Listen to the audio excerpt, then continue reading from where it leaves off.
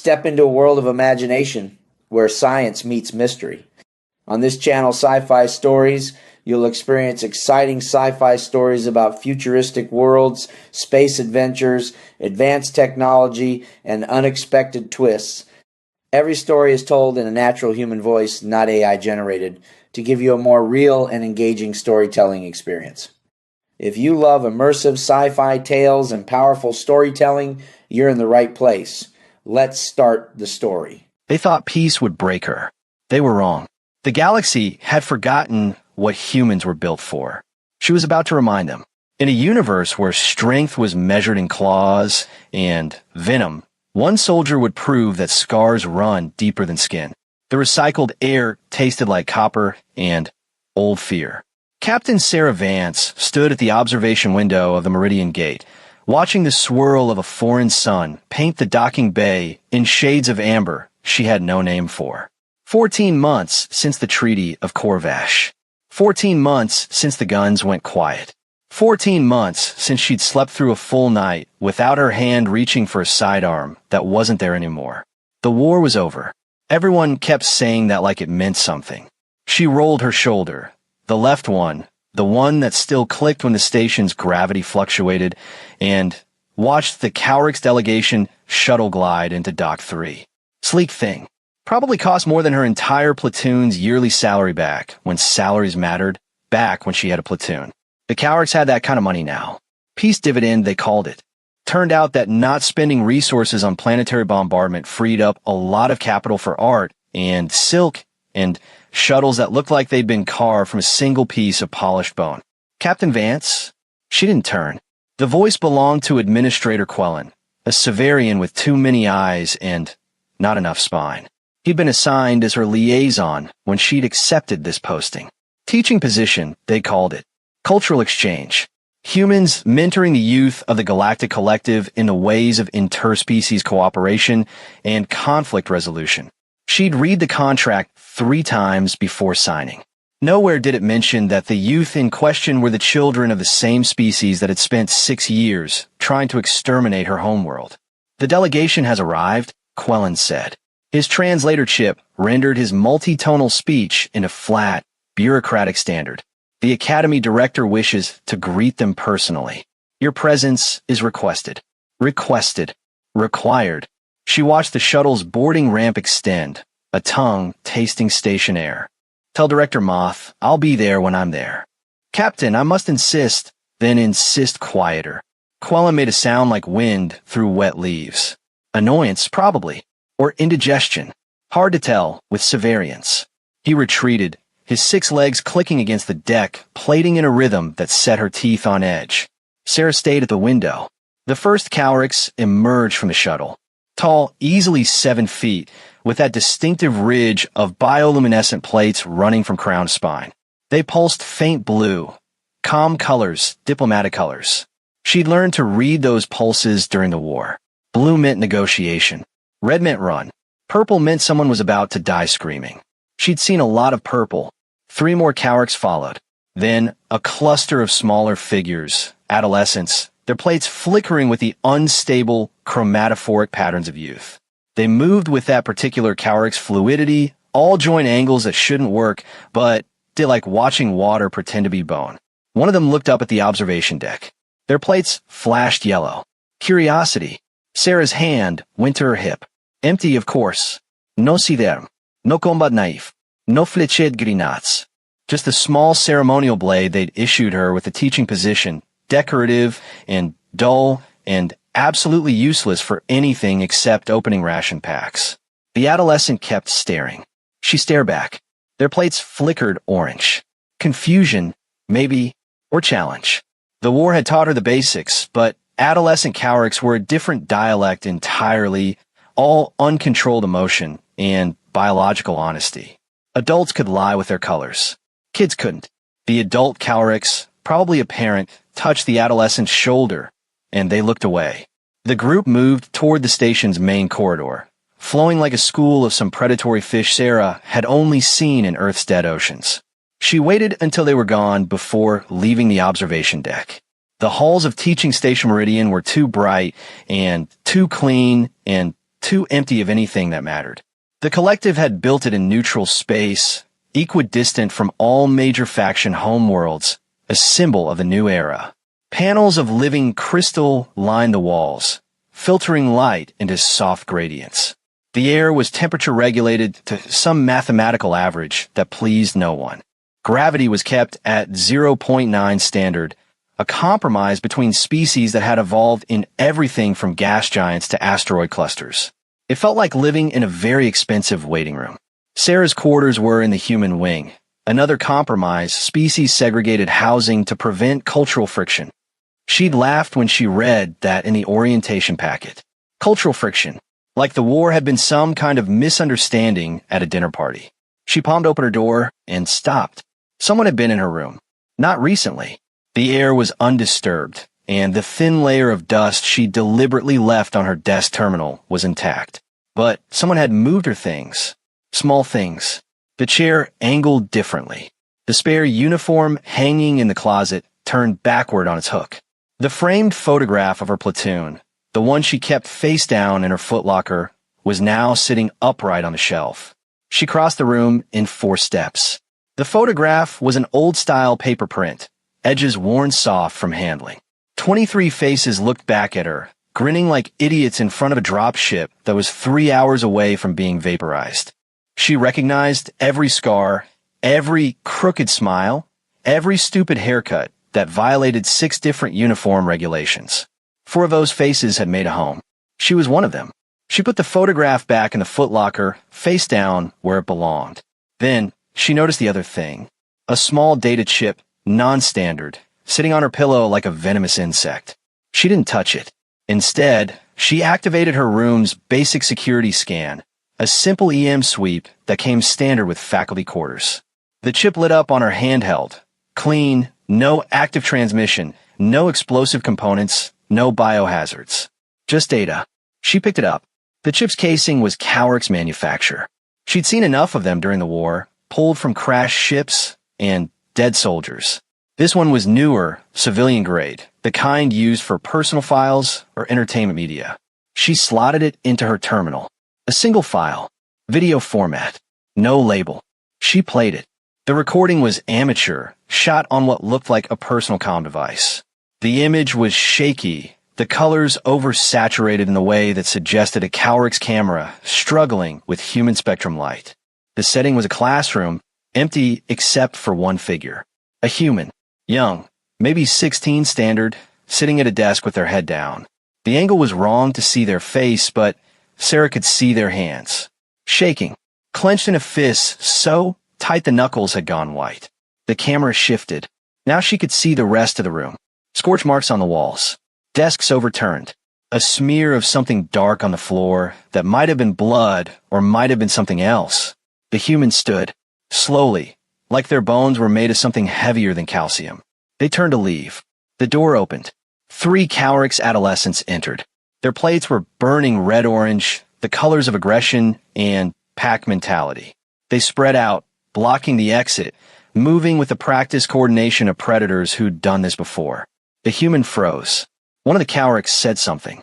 The audio was distorted, but the translator software on Sarah's terminal caught fragments. Thinks they can human weakness. Show them. The human backed up. Hands raised, palms out. Universal jeszcze. Don't. Please. Stop. The Cowricks moved closer. The video ended. Sarah sat in the dark of her quarters, staring at the blank screen. Outside her window, the station's artificial day cycle was beginning its transition to night, the ambient light dimming in gradual increments designed by some collective psychologist who'd never spent a night in a combat zone. She played the video again, and again. On the 4th viewing, she noticed the timestamp. 3 days ago. The location tag identified it as Classroom Sigma 7, Educational Wing, Subsection 4, 20 meters from where she was sitting. She checked the station directory. Sigma 7 was listed as an interspecies literature classroom, currently assigned to Instructor Vol, a Thurian with a specialty in comparative mythology. Class size, 12 students. Species breakdown, 4 Cowricks, 3 Therians, 2 Severians, 2 humans, 1 Korvathi. 2 humans. She pulled up the student roster. Names and ID photos appeared on her screen. The Cowrick's adolescents she recognized from the shuttle bay. The others were strangers. And there, near the bottom of the list, 2 human students. Marcus Webb, 17 standard, third-generation colony native from Epsilon, Eridani. Dark hair, easy smile in his ID photo. The kind of kid who probably played sports and had a lot of friends before the collective relocated his entire settlement during the war. And Kira Chun, 16 standard, Earthborn refugee status. No smile on her photo. Eyes that looked like they'd already seen the worst and were just waiting for it to come around again. Sarah pulled up Kira's file. The basics were there. Born in Beijing. Parents deceased. Killed in the third wave bombardment. Spent 4 years in a refugee camp on Titan before the collective's relocation program brought her here. Academic performance. Average. Behavioral notes. Withdrawn. Minimal social interaction. No disciplinary incidents. Under emergency contacts, there was a single name, Sarah Vance. Not as next of kin, as assigned mentor. Sarah sat back. She hadn't been told about this.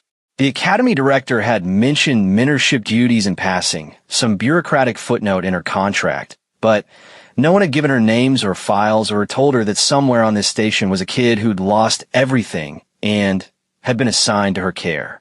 She looked at Kira's photo again. 16. Same age Sarah had been when she'd enlisted, lying about her birthday because Earth's defense forces were so desperate for bodies that they'd stopped checking. She closed the file and pulled up the station's security feed for Classroom Sigma 7. Access denied. She tried again with her faculty credentials. Access denied. She tried with her military override codes, the ones that technically weren't supposed to work anymore, but that she kept active through a combination of bureaucratic incompetence and deliberate deception. Access denied. Security footage for requested location has been archived under administrative seal. Contact station director for access privileges. Sarah smiled. It wasn't a nice smile. She'd spent 6 years fighting a war against species with better technology, better weapons, better everything. She'd learned that when you couldn't win through strength, you won through stubbornness. You found the cracks. You exploited the weaknesses. You made the enemy think they'd won right up until the moment you proved they hadn't. She pulled up the station's maintenance logs. Environmental systems had a separate monitoring network, independent of main security. It had to be life support failures killed everyone equally, so redundancy was built into everything. And environmental monitoring meant sensor data, temperature gradients, air pressure, carbon dioxide levels, motion tracking. She found Classroom Sigma 7 in the maintenance grid. The system kept a rolling log of basic occupancy data. Nothing detailed enough to see faces or read lips, just warm bodies and movement patterns for HVAC optimization. 3 days ago, 1800 hours station time. 5 heat signatures enter the room. 1 human normal for Cowrick's normal. The human signature remained stationary for 6 minutes. The Cowrick's signatures converged. The human signature's temperature spiked. Fear response, adrenaline, the body's ancient panic systems doing what they'd done since humans had learned to be afraid of predators in the dark. The Cowrick's signature circled for 11 minutes. Then, the human signature moved.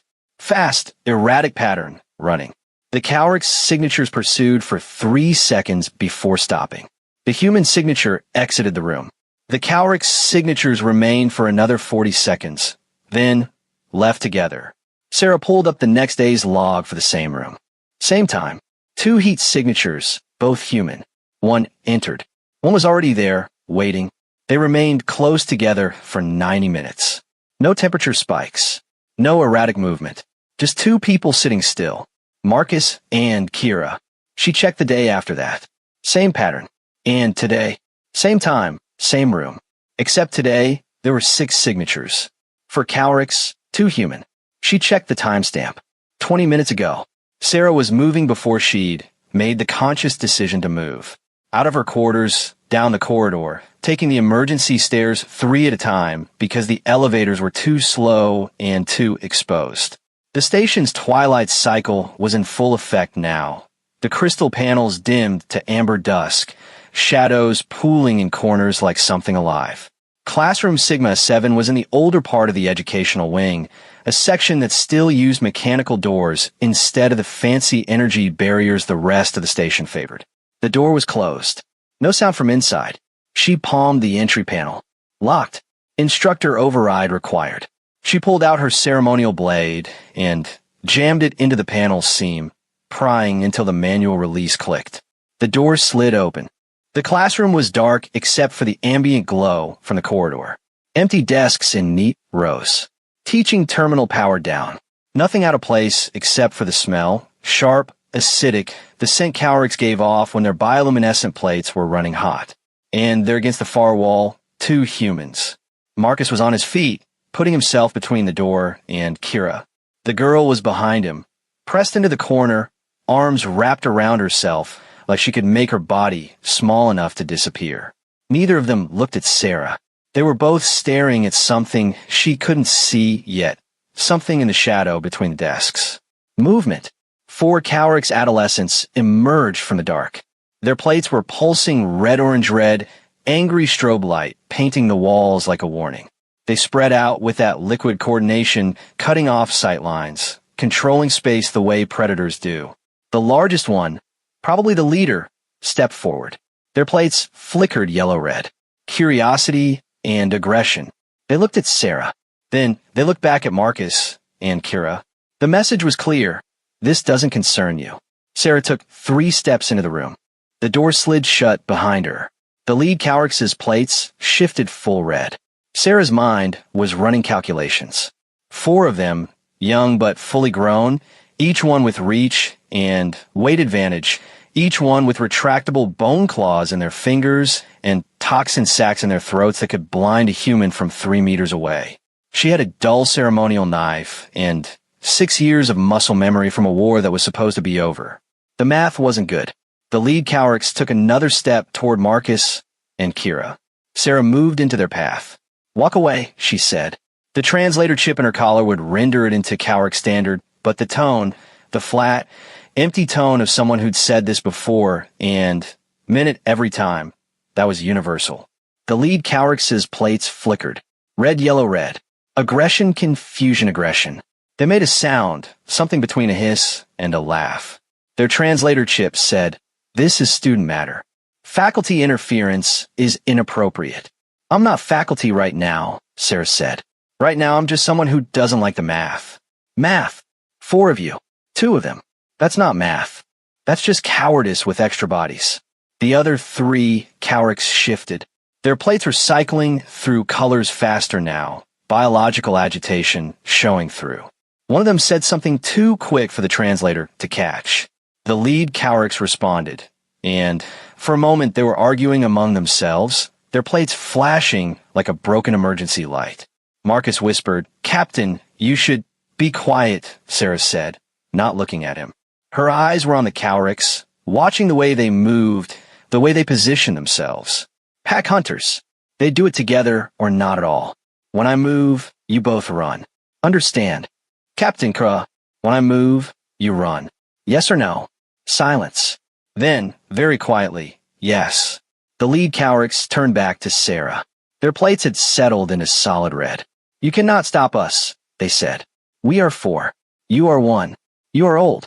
You are slow. You are—" Sarah punched them in the throat. The Cowrix made a sound like a kettle whistling as they went down, all 7 feet of them folding like bad architecture. She didn't wait to see them land. She was already moving, dropping low, sweeping the legs out from under the second Cowrix before their plates could even process surprise. Her elbow caught the 3rd one in what passed for their solar plexus. Different anatomy, same principle. Hit what can't flex. The 4th Cowrix lunged. She twisted. Their claws raked empty air where her face had been half a second before. She drove her knee into their midsection and felt something crack. Not bone. Cowrix didn't have bones in their abdomen, just cartilage plates that were supposed to distribute impact. Supposed to. Turn out 6 years of war had taught her exactly where those plates connected and exactly how much force made them stop connecting. The 4th Cowrix hit the floor. Total elapsed time for seconds. Sarah straightened, breathing hard. Her shoulder was screaming. The left one, the one that clicked, and she could taste blood in her mouth from where she'd bitten the inside of her cheek. The ceremonial knife was still in her belt, and used, ornamental, exactly as useless as she'd known it would be. The lead Cowrix was trying to get up, their throat plates flashing distressed purple. The other three were down, conscious but not moving, their colors cycling through pain shot combinations she'd seen before on battlefields. She looked at them, all four of them. Children, really.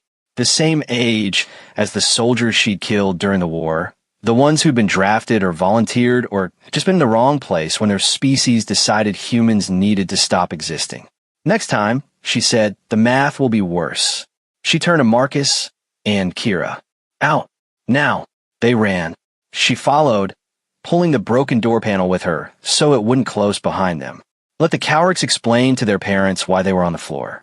Let the Academy explain why their state-of-the-art cultural exchange program had just experienced its first interspecies assault in a classroom that wasn't supposed to exist on security footage. Let everyone explain. Sarah was done explaining. She was barely 3 steps into the corridor when the alarm went off. Not the emergency klaxon, something else. A specific frequency, sharp and ascending, the sound that meant medical emergency or security breach or some other crisis that required immediate administrative attention. The crystal panels flashed blue, and somewhere in the station's central nervous system, automated messages were being dispatched to every department head and safety officer. Marcus was frozen in the hallway, his face drained of color in the emergency lighting. Kira had her hands over her ears, eyes squeezed shut. The girl was shaking. Sarah grabbed Marcus by the shoulder. Where's your quarters? I what? Your room. Where? He pointed down the corridor. C wing. But take Kira there. Lock the door. Don't open it for anyone who isn't me. Captain, what's happening? I'm guessing someone hit the panic button. Which means security is coming. Which means questions I don't want you answering yet. She looked at Kira. The girl's eyes were open now, but she wasn't seeing the corridor. She was somewhere else. Somewhere bad. The kind of place you went to when the present became too much like the past.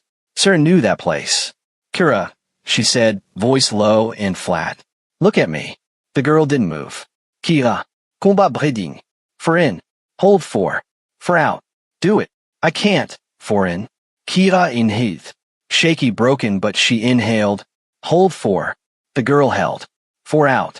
She exhaled. Again. They did it twice more before the shaking stopped. Before Kira's eyes focused on the corridor, on Sarah, on the present instead of whatever nightmare was playing behind her eyelids. Good, Sarah said. Now go with Marcus. Lock the door. I'll handle this. They'll say you attacked them, Marcus said. They'll say, I know what they'll say. Go. They went. Sarah waited until they rounded the corner before turning to face the approaching footsteps. Multiple sets, moving fast, the distinctive rhythm of security personnel who trained for this exact scenario and were absolutely certain they knew how to handle it. They were wrong, but they didn't know that yet. The first officer around the corner was Severian, Quellen, the administrator who'd tried to summon her earlier.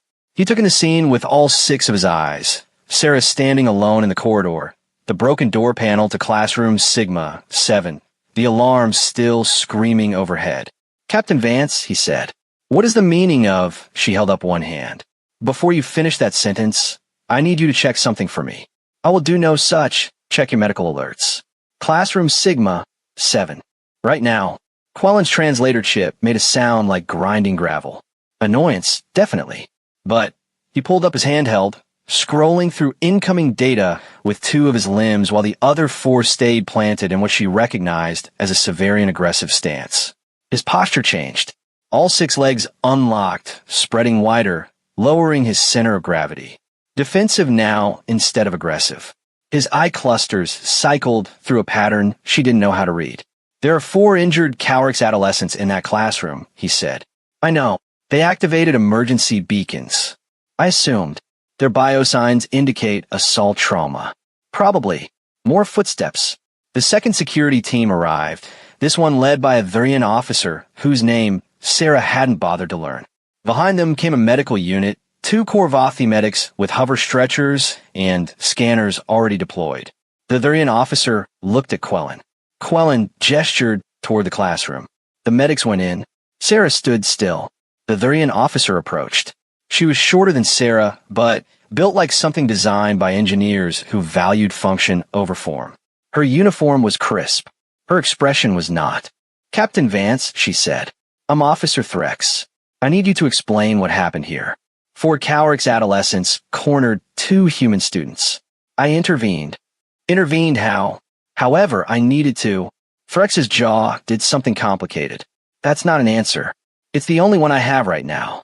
"Captain, I don't think you understand the situation. Those students are children. They're under collective protection. Their parents are—" "I know who their parents are," Sarah said.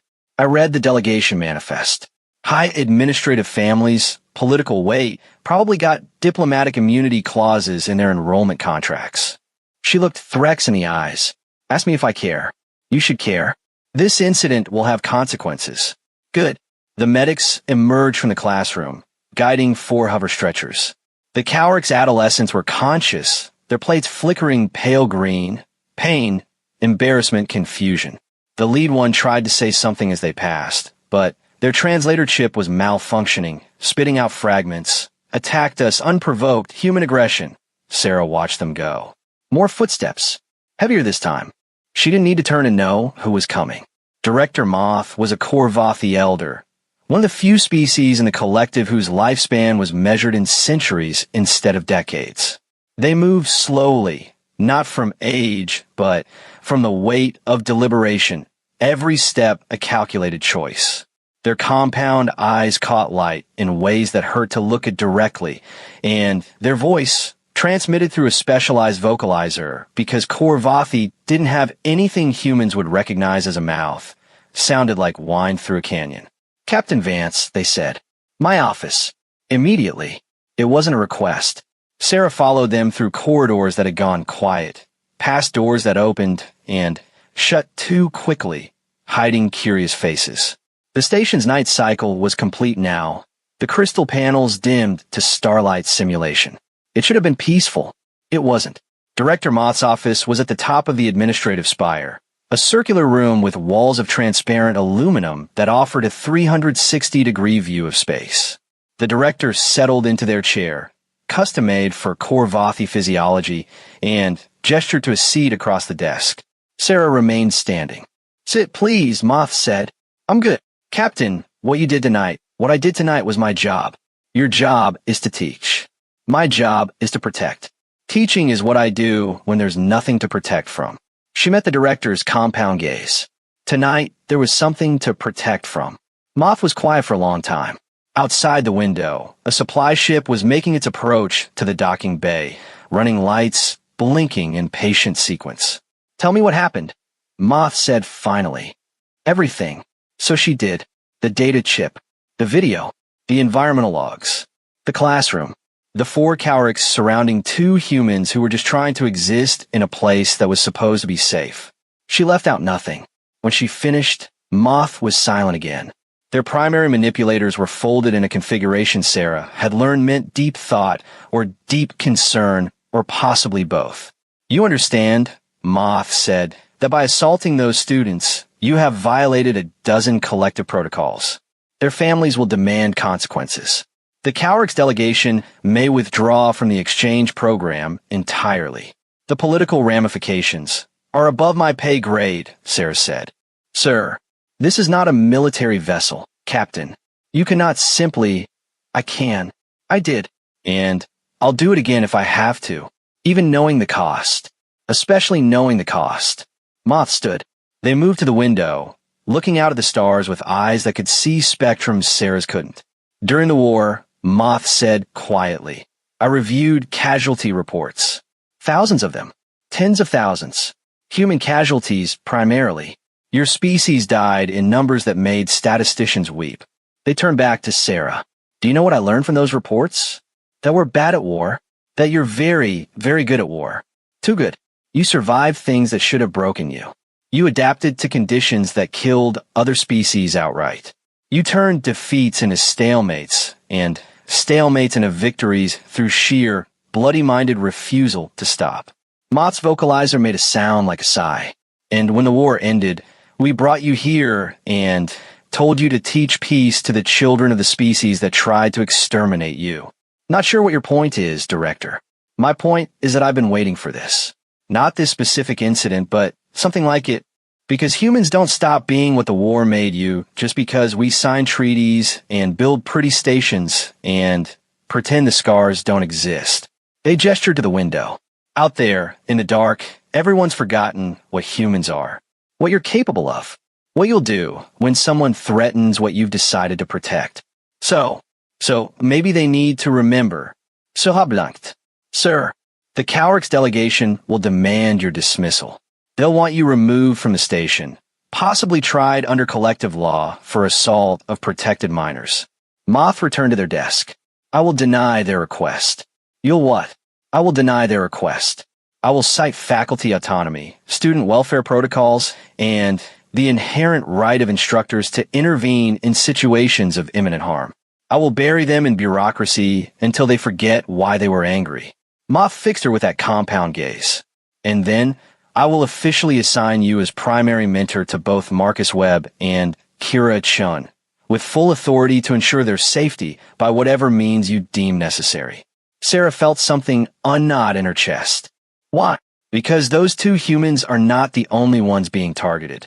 Because I've been sealing security footage and filing incident reports in locked archives for 3 months now. Because peace doesn't mean everyone's happy about it. Moth's vocalizer dropped to a frequency that Sarah felt more than heard. Because if I don't give you official authority, you'll do it anyway, and then I'll have to court-martial you, and honestly, Captain, I don't have the energy.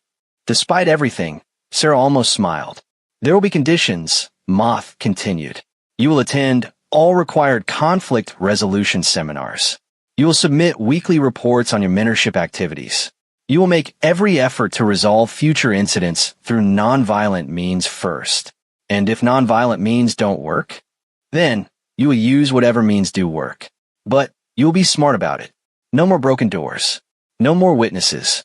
No more leaving evidence for their families to weaponize. Moth leaned forward. The collective wants peace, Captain Vance. But peace requires more than treaties. It requires people who are willing to protect it when treaties aren't enough. That's what I'm asking you to be. Sarah looked at the director for a long moment. Then she nodded. Good, Moth said. Now get out of my office before I remember I'm supposed to be angry with you. Sarah turned to leave, then stopped at the door.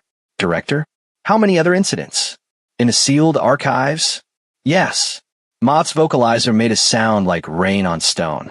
17. 3 involving human students. 14 involving students from species we defeated during the war. The collective believes that proximity will breed understanding. Personally, I think proximity just breeds proximity, and children are even worse at pretending than adults. 17 sera repeated. 17 that I know about. The actual number is likely higher. Sarah processed that. 17 incidents. 17 times when someone had been cornered, threatened, hurt, and the response had been to seal the evidence and file a report and hope that peace would somehow make the problem disappear. Peace hadn't made anything disappear. It had just made it harder to see. Thank you, Director, she said. Don't thank me yet, Captain. This arrangement makes you responsible for their safety. If anything happens to those students, it will be your failure, not mine. Understood. She left the office and made her way back through the quiet station. The alarm had been silenced. The corridors were empty except for the automated cleaning units that emerged during night cycle. Somewhere in the medical wing, 4 Cowrix adolescents were being treated for injuries that would heal in days. Somewhere in C Wing, 2 human students were waiting behind a locked door. She found Marcus's quarters 20 minutes later. The door panel showed active lock status. She knocked. 3 quick raps, a pattern Marcus would recognize. The door opened immediately. Marcus looked like he'd age a year in the past hour. Captain, are you today? I'm fine. Where's Kira? He stepped aside. The room was standard student quarters, maybe 15 square meters with a sleep pod, a desk terminal, and a small hygiene unit. Kira was sitting on the floor in the corner, knees pulled to her chest, face buried in her arms. Sarah crossed the room and sat down next to her. Not too close. Close enough. Hey, she said. Kira didn't look up. You okay? No response. So how wit did. She was good at waiting. 6 years of war had taught her patience in ways that peace never could. Finally, Kira spoke, her voice muffled against her knees. They're going to expel you. Probably not. They're going to say it was your fault. Definitely. This whole thing is, I should have, Kira. Look at me. The girl lifted her head. Her eyes were red. She'd been crying, but not recently. The tears had dried in tracks that made her look even younger than 16. This wasn't your fault, Sarah said. None of it. Not what happened in that classroom. Not what happened before. Not what's going to happen next. You understand. They wouldn't have bothered me if I'd just disappeared, made yourself invisible, stopped existing in ways that made them uncomfortable. Sarah shook her head. That's not how this works. Predators don't stop hunting because prey learns to hide better. They just get better at hunting. So what am I supposed to do? You're supposed to live. You're supposed to go to class and learn things and be a kid as much as this place will let you. And when that's not enough, when they corner you again, you're supposed to remember that you're not alone. Kira wiped her eyes with the back of her hand. Marcus said you were a soldier. I was. Did you? She stopped. Started again. During the war, did you ever want to just run? Hide? Let someone else fight? Sarah smiled, and it wasn't a nice smile, but it was honest. Every single day. But you didn't. No, I didn't. Why? Sarah thought about that. About the platoon photo she kept face down in a footlocker. About 23 faces and for survivors and all the reasons why some people made it home and others didn't. Because I was more scared of what I'd become if I ran than what might happen if I stayed, she said finally. And because there were people counting on me to be the thing that stood between them and the dark. Kira was quiet for a moment. Then, are you scared now? Terrified. Really? But being scared doesn't mean you stop. It just means you're smart enough to know what's at stake. Marcus, who'd been standing by the door this whole time, spoke up. Captain, what happens now? With the Cowrick students? With their families? Politics, Sarah said. Meetings. Probably some very stern lectures about cultural sensitivity and conflict resolution. The adults will handle it the way adults handle everything, by talking until everyone's exhausted and then calling it progress. And if they come after us again, they won't. How can you be sure? Sarah stood, her shoulder clicking again. Because I'm going to make very sure they understand the math. She left them there, Marcus looking confused, and Kira looking like maybe, possibly, she might actually sleep tonight. The walk back to her quarters was long enough for the adrenaline to wear off, for her body to remember all the ways it wasn't 20 anymore, all the ways 6 years of war had left marks that didn't show on medical scans. Her door was still open from when she'd left in a hurry. The room looked exactly as she'd left it, except for one thing. Another data chip on her pillow. She almost laughed. Almost. This one was different. Newer. The casing was human manufacture, military grade, the kind that could survive EMP blasts and hard vacuum. She picked it up, ran a security scan, found it clean, slotted it into her terminal. A text file this time. No video. Just words. Captain Vance, you've been assigned to Teaching Station Meridian under the Cultural Exchange Initiative, but you and I both know that's not why you're really here. The collective thinks putting humans and former enemies in close quarters will foster understanding. I think it's going to foster exactly what happened tonight. There are 37 human students on this station. Most are orphans or refugees. All of them have lost something to the war. And every single one of them has been placed in classes with students whose species try to kill them. The official incident count is 17. The real count is higher. Much higher. Kids don't report things when they know no one's listening. I'm sending you this because I think you'll actually do something about it.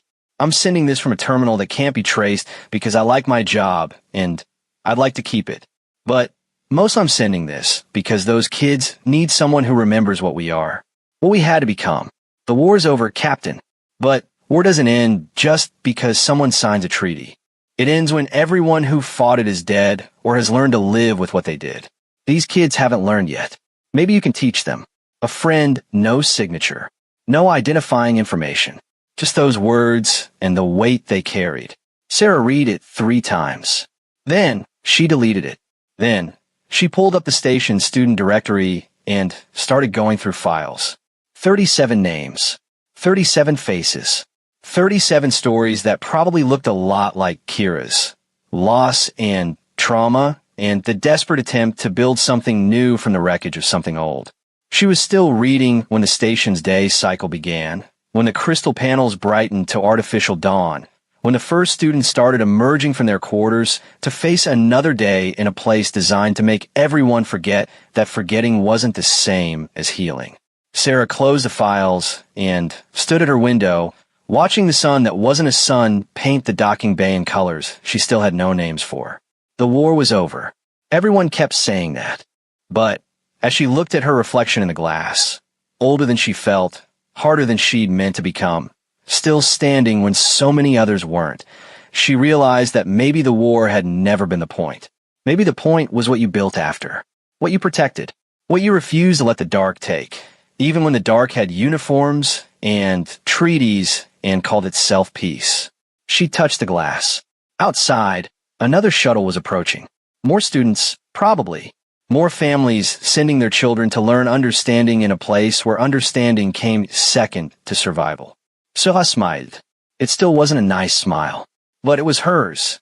The first mentorship session was scheduled for 0900 station time, which gave Sarah exactly 3 hours to figure out what the hell she was supposed to do with two traumatized teenagers who'd been assigned to her care by a director who seemed to think paperwork was a suitable replacement for actual training. She spent the first hour reviewing their files again. Marcus Webb, 17, born on a colony world that didn't exist anymore. Parents alive, relocated to a collective resettlement hub somewhere in the Outer Rim. He'd chosen to come to the teaching station instead of following them. The file didn't say why. Kids didn't usually separate from family unless family had become something they needed to escape from. Kira Chun, 16, no family left to escape from. For years in a refugee camp. Sarah knew what that meant. She'd done supply runs to Titan during the war, seen the camps, smelled them, seen what happened to people when you took everything they had and put them in a box and told them to wait for a future that might never come. The girl had survived that. Survived the bombardment that killed her parents. Survived 4 years of institutional limbo. And now she was here in a place that was supposed to be safe, getting cornered in classrooms by the children of the species that had orphaned her. Sarah closed the file and stood. Her shoulder was worse this morning. She'd taken anti-inflammatories, but they only did so much. Pain was information. The body's way of saying you're old, you're broken, you should stop doing things that make it worse. She ignored it. She'd gotten good at that. The second hour, she spent walking the station. Not the administrative corridors or the faculty wings. She'd seen those. She walked the student sections, the common areas, the places where kids gathered when they thought adults weren't watching. The recreational dome was largest, a massive structure with artificial gravity that could be adjusted for different species' comfort zones. Right now, it was set to 0.85 standard, low enough that cowricks could move with their preferred fluidity, but high enough that humans didn't feel like they were bouncing. There were maybe 40 students scattered throughout the space. Clusters of cowricks near the null gravity pools, their plates flickering in social patterns. A group of Therians practicing some kind of martial art that involved more limbs than Sarah could track. Severians in the study alcoves, their multiple eyes scanning data pads in synchronized rhythm. And in the corner, away from everyone else, 2 humans playing some kind of projection game that involved tiny holographic ships. Not Marcus and Kira. 2 others. Boys, maybe 14 or 15. One had scars on his neck, the kind that came from medical intervention rather than combat. The other had the too thin build of someone who'd spent their developmental years without enough food. Neither of them looked up when other students passed.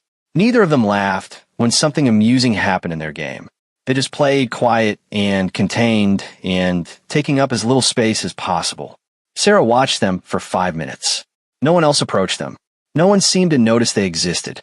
She made a mental note of their faces and moved on. The dining facility was next. Multi-species cuisine. Everything from cowricks protein slurries to human-recognizable approximations of Earth food.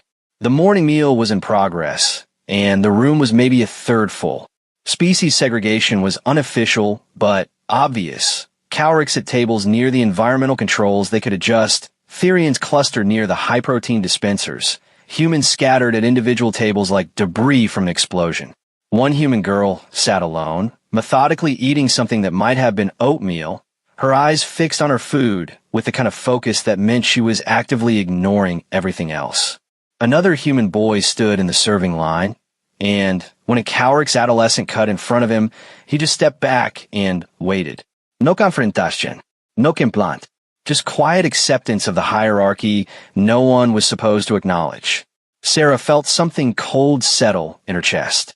The third hour she spent in the station's archive, pulling up everything she could find on the Cultural Exchange Initiative.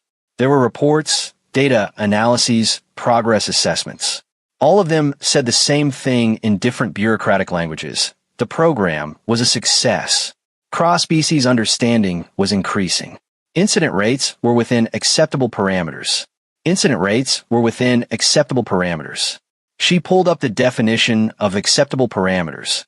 The collective's Educational Oversight Committee had determined that up to 2.3 incidents per 100 students per standard month was statistically normal for integrated learning environments.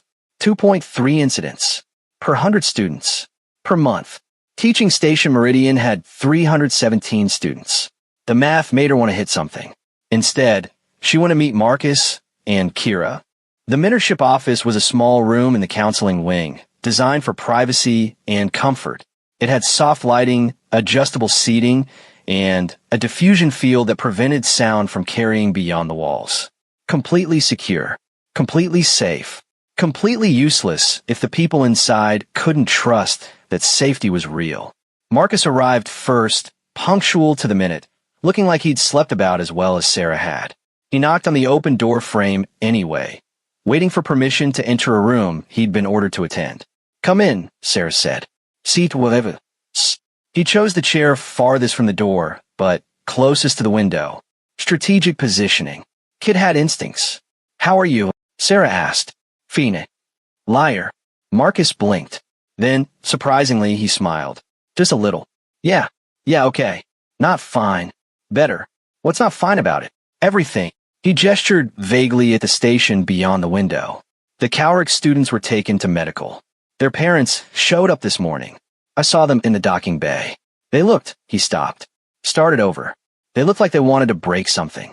Someone. Let them want. Captain, their families have influence. Political connections.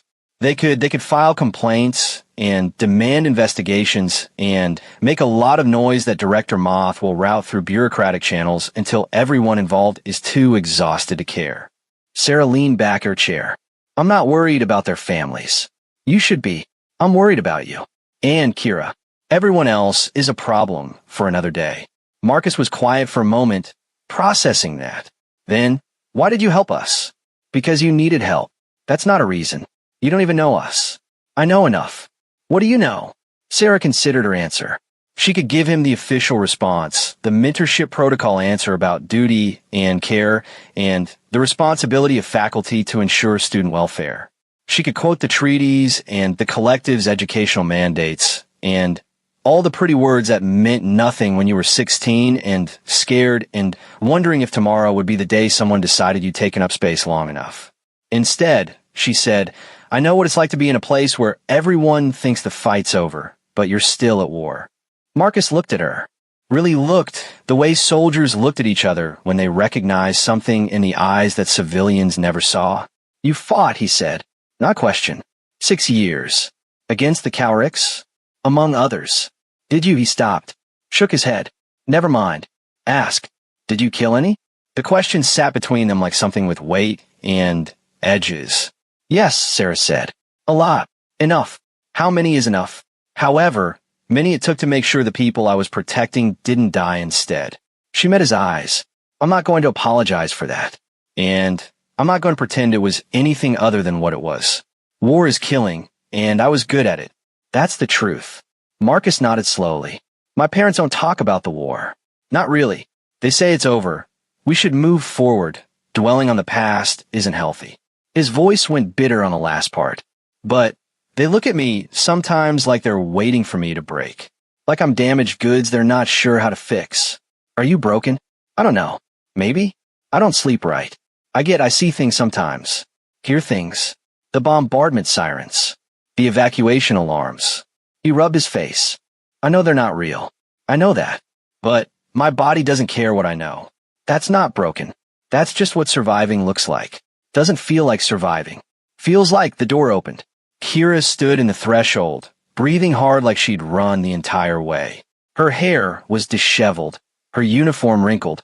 She looked at Sarah, then at Marcus, then back at Sarah. Sorry, she said. The corridor there were lots of Cowrick students changing classes, Marcus supplied. Primary education wing, let's out at 0850. Yeah. Kira stepped inside and closed the door quickly behind her. Then she just stood there, back against the wall, looking like she might bolt at any second. Sarah gave her 30 seconds. Then you can sit, or stand, or leave if you need to. This is your space as much as mine. I'm fine standing. Okay. Another 30 seconds passed. Kira's breathing slowed. Her shoulders came down from where they'd been locked up near her ears. I didn't think you'd actually come, she said finally. Why not? Because Kira gestured helplessly. Because adults don't. Not really. They say they will, they say they'll help, but when it matters, they're busy or they don't want to get involved or they just disappear, Sarah finished. Yeah, I'm not going to disappear. You say that now. I say it now, and I'll say it tomorrow, and the day after. I'm here. That's not going to change unless one of us dies or gets transferred, and I don't plan on either. Kira looked at her for a long moment. Then, very quietly, you really hit them. I did. All 4 of them. Seemed like the right number. Kira's voice cracked. I've never seen anyone do that before. Just not care about consequences. Just act. I care about consequences. I just care more about you. Something in Kira's face did something complicated. She pushed off the wall and moved to one of the chairs, sitting down carefully like she wasn't sure the furniture would hold her. Marcus shifted to give her space. Sarah looked at both of them. 2 kids. 2 survivors. 2 humans trying to exist in a place that treated their existence like an experiment. All right, she said. Here's how this works. This is a mentorship program, which means officially I'm supposed to guide you through academic challenges and help you integrate into collective society and provide emotional support during your transitional period. She paused. Unofficially, I don't care about any of that. Marcus frowned. Then, what do you care about? Keeping you alive. Keeping you whole. Teaching you how to exist in a place that doesn't want you dead anymore, but hasn't quite figured out if it wants you alive either. That's, Kira started. Honest, Sarah said. The collective wants to believe that peace means everyone's friends now. That putting former enemies in classrooms together will magically erase 6 years of war. It won't. Can't. The best we can do is learn to coexist with the fact that some wounds don't heal, they just scar over. So what are we supposed to do? Marcus asked. Learn. Adapt. Survive. Same things you've been doing, except now you don't have to do it alone. Kira was looking at her hands, twisting her fingers together in patterns that probably meant something. The other human students, she said. Do you think they're being targeted? Sarah said. Yes. Some of them. Maybe most of them. The collective doesn't track it because tracking it would mean admitting the program isn't working. That's insane. That's politics. Sarah pulled up a data pad and slid it across the table. I pulled a roster. 37 human students on this station. I want you to tell me which ones you know. Which ones you've seen in trouble. Which ones are isolated. Marcus picked up the pad, scrolling through names and faces. He stopped on one. Him. Derek Huang. He was in my advanced mathematics class last semester. Stopped showing up after he paused. After something happened. I don't know what. He just stopped coming. Anyone else? Sarah Okonkwo, Kira said, pointing to another face. She's in my language studies course. She sits in the back. Never talks. I tried to talk to her once, and she looked at me like I'd done something wrong just by acknowledging she existed. They went through the roster. 37 names. By the time they finished, Marcus and Kira had identified 23 students they recognized as isolated, withdrawn, or showing signs of what Sarah had learned to call combat stress back when it had different names, and no one wanted to admit soldiers could break. 23, Sarah said. Up to 37. Marcus did the math. That's more than half. Yeah. What are we supposed to do about it? Sarah raised an eyebrow. I don't remember deputizing you. You just showed us a list of humans being targeted on this station and asked us to identify them. That feels like deputizing. Fair point. Sarah leaned forward. Here's the reality. I'm one person, one faculty member with limited authority and a history of solving problems through violence. I can protect you too, because you're my assigned responsibility. But 23 students? Spread across different dormitories, different class schedules, different social circles? I can't be everywhere. So what are you saying? Kira asked. I'm saying I need help. Your help. You're students. You have access to spaces I don't. You can see patterns I can't. You can talk to people who won't talk to faculty. She looked at both of them. I'm asking you to be my eyes and ears. Find the students who need help. Document what's happening. Report to me, and I'll handle the rest. You want us to spy on other students, Marcus said. I want you to care about other students. There's a difference. Is there? Yes. Spying is about gathering information for authority. Caring is about gathering information to help people who can't help themselves. Cela stud. I'm not ordering you to do this. I'm not even asking as your mentor. I'm asking as someone who remembers what it's like to be outnumbered and outgunned and wondering if anyone's coming to help. Kira and Marcus exchanged glances. Some silent conversation happened between them, the kind that people who'd survived bad things together could have without words. Okay, Kira said. Okay, we'll help. But I want something in return. Sarah smiled. I am listening. Teach us. Teach you what? What you know. How you... Kira gestured vaguely. How you did what you did last night. How you weren't afraid. I was afraid. You didn't look afraid. Because I've had practice hiding it. But, yeah, if you want to learn, I'll teach you. Self-defense. Situational awareness. How to read a room. How to identify threats before they become problems. She paused. It won't be easy, and it won't be fun. But it might keep you alive. When do we start? Marcus asked. Tomorrow. 0600, Gymnasium Level 3. Bring water and comfortable clothes. She looked at them. And don't tell anyone. Not other students, not faculty, not your parents. This stays between us. Why the secrecy? Because the collective wants peace, and what I'm about to teach you is war. They won't understand the difference. They left 20 minutes later, Marcus looking determined, and Kira looking something that might have been hopeful if hope hadn't learned to be careful. Sarah watched them go, then pulled up the station directory again. 37 human students. 23 showing signs of trouble. And one captain who'd signed up to teach literature and history and ended up recruiting child soldiers for a conflict the collective pretended wasn't happening. She should have felt guilty about that. She didn't. The rest of the day was administrative nonsense. Meetings about the incident in Classroom Sigma 7. Forms to fill out. Statements to record. Officer Threx interviewed her for 90 minutes, asking the same questions in slightly different configurations, trying to find inconsistencies that would justify disciplinary action. Sarah gave her nothing. The Cowrix delegation's lawyer, because of course they had a lawyer, demanded a formal inquiry. Director Moth agreed to establish a review committee, then scheduled its first meeting for 6 weeks out and staffed it with bureaucrats from 7 different species who would need translators to argue about procedural guidelines before they could even discuss the actual incident. Bureaucratic warfare. Moth was a master. The Cowrix parents withdrew their children from classes pending the review's outcome. The students were confined to their family quarters with private tutors. Sarah felt nothing about that except relief that she wouldn't have to see their faces in the corridors. By 1800 hours, she was exhausted in ways that had nothing to do with physical exertion. She went to the dining facility, loaded a tray with something approximating protein and vegetables, and found a table in the corner where she could watch the room without being watched back. The evening meal was busier than breakfast. More students, more noise, more of that forced integration the collective thought would save everyone. There were mixed species tables, students making awkward attempts at cross-cultural communication. Some of it looked genuine. Most of it looked like they were performing integration for invisible cameras. And there, at a table near the back, Sarah Okonkwo, alone, eating methodically, eyes down, existing as quietly as possible. Sarah watched her for 5 minutes. No one approached. No one sat at her table. A group of Cowrix students passed by, and Sarah's shoulders went up. Her breathing changed, her whole body tensed like she was preparing for impact. The Cowrix moved on without incident.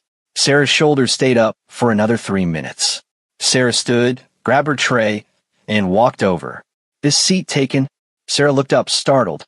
Her eyes went wide when she recognized Sarah. Captain Vance. No. I mean, you can, if you want, Sarah sat. How's the food? Sarah looked down at her tray, like she was seeing it for the first time. I don't know. Edible. High praise. They ate in silence for a minute. Sarah kept glancing at Sarah, like she was trying to figure out why a faculty member would choose to sit with her. You're in language studies, Sarah said. With Kira Chun. Yeah. How did you? I'm her mentor. She mentioned you. She did. Sarah's voice did something complicated. What did she say? That you sit in the back and never talk. Oh. Sarah's face closed off. Yeah. That's accurate. Why? Why what? Why don't you talk? Sarah stared at her food. Because talking means people notice you. And when people notice you, she stopped. Shook her head. It's safer to be quiet. Safer from what? From everything. Sarah took another bite of her protein-adjacent meal. You know I can pull your file. Read your history. Find out what happened that made you think invisibility is safety. Please don't. Then, tell me yourself. Sarah's hands were shaking. She put down her fork and folded them in her lap where Sarah couldn't see. It doesn't matter. It does to me. Why? You don't know me. I'm just another student in a station full of students. Why would you care? Because I've seen what happens when no one cares. And I'm done with that. Sarah looked at her. Really looked. And in her eyes, Sarah saw something she recognized. The careful evaluation of someone who'd learned that trust was currency you couldn't afford to spend carelessly. First semester, Sarah said finally, I was assigned to a multi-species project group. 3 Cowrix, 2 Therians, me. We were supposed to collaborate on a presentation about pre-war cultural exchange. Her laugh was bitter. Ironic, right? Talking about cultural exchange with the species that bombed my home. What happened? They didn't want me in the group. Made that clear from the start. I tried anyway because the assignment was mandatory. Tried to contribute. They ignored everything I said. Talked over me. When I insisted on being heard, one of the Cowrix, she stopped. Swallowed. They told me that my opinion didn't matter because my species lost the war, and losing means you don't get to speak. Sarah's hand tightened around her fork. I reported it, Sarah continued. Went to the instructor. You know what they said? They said I was being overly sensitive. That I needed to learn to work through interpersonal conflicts without running to authority. That taking offense to every comment would prevent me from integrating successfully. Who was the instructor? Does it matter? It does to me. Instructor Vol. Thurian. Comparative Mythology. Same instructor who ran Classroom Sigma 7. The classroom where Kira and Marcus had been cornered. Pattern recognition. Sarah was excellent at patterns. After that, Sarah said, I stopped trying. Stopped talking. Stopped participating. Just put my head down and try to get through each day without. Her voice cracked. Without having to explain to another adult why being told my species deserves extinction is actually a problem. Sarah was quiet for a moment. Then, what would you do if I told you there's a way to change that? Change what? The isolation. The silence. The idea that you have to make yourself small to survive. Sarah looked at her like she'd suggested something impossible. There isn't. There is. But it requires trusting me. And it requires being willing to connect with other students who are going through the same thing. I don't. Sarah stopped. Started over. I've tried connecting. It doesn't work. Not with them. With us. Other humans. Other people who understand what it's like. There's no us. We're spread out. Different dorms. Different classes. I barely see other humans, except in passing. That can change. If you wanted to, Sarah studied her face, looking for the lie, the catch, the inevitable disappointment. Sarah let her look. She had nothing to hide. What would I have to do? Sarah asked finally. Show up. 0600 tomorrow. Gymnasium level 3.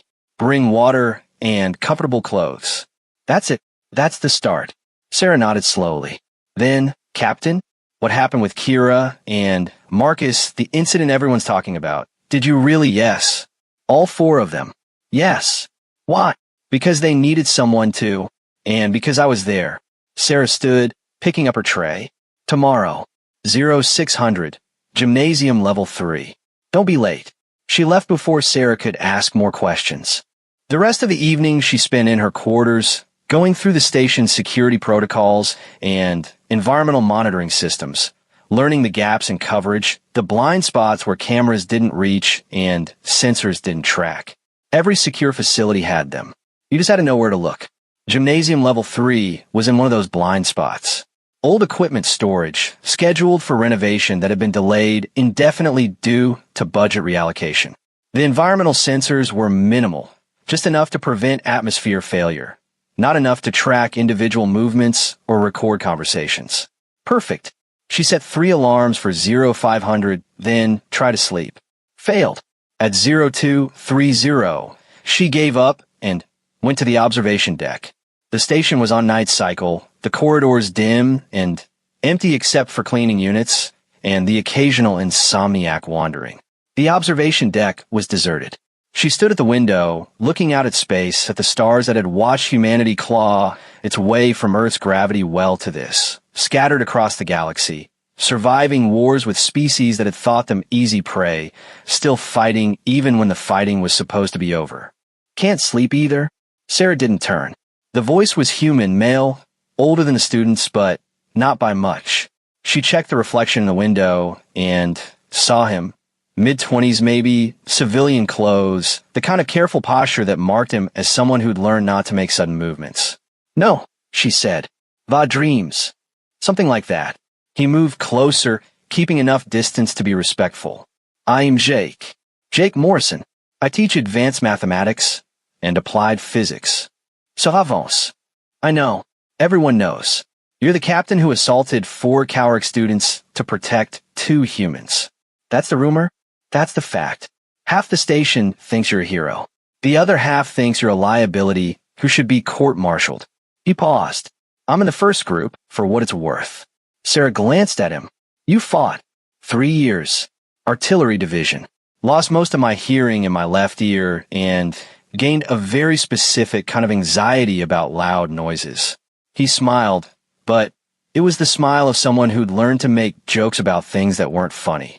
Got out when the treaty was signed. Took this job because I thought teaching would be quieter than war. How's that working out? Not great, if I'm being honest. He moved to the window beside her. I've got 12 human students across my classes. 7 of them are struggling. Not with the material. They're smart, most of them smarter than their peers. But they can't focus. Can't sleep. Can't be in rooms with certain species without having what I'm pretty sure are panic attacks disguised as bathroom breaks. You report it? To who? Administration doesn't care. They've got quotas to meet, diversity metrics to satisfy. Individual student welfare isn't part of the calculation. His reflection looked tired. I do what I can. Modified assignments. Private tutoring sessions. Quiet conversations that don't go in official reports. But it's not enough. Sarah was quiet for a moment. Then, you should come to the gymnasium tomorrow. 0600. Level 3. Why? Because maybe you can do more than quiet conversations. Jake studied her reflection. What are you planning? Nothing official. That's not an answer. It's the only answer you're getting tonight. Show up or don't. Your choice. He nodded slowly. Level 3. 0600. I'll be there. He left. Sarah stayed at the window until the station's day's cycle began, watching the stars will slowly pass, thinking about 37 human students and 1 captain and the difference between teaching peace and teaching survival. The collective wanted the first. She was going to give them the second. At 0545, she arrived at gymnasium level 3. The space was exactly as she remembered from her initial reconnaissance.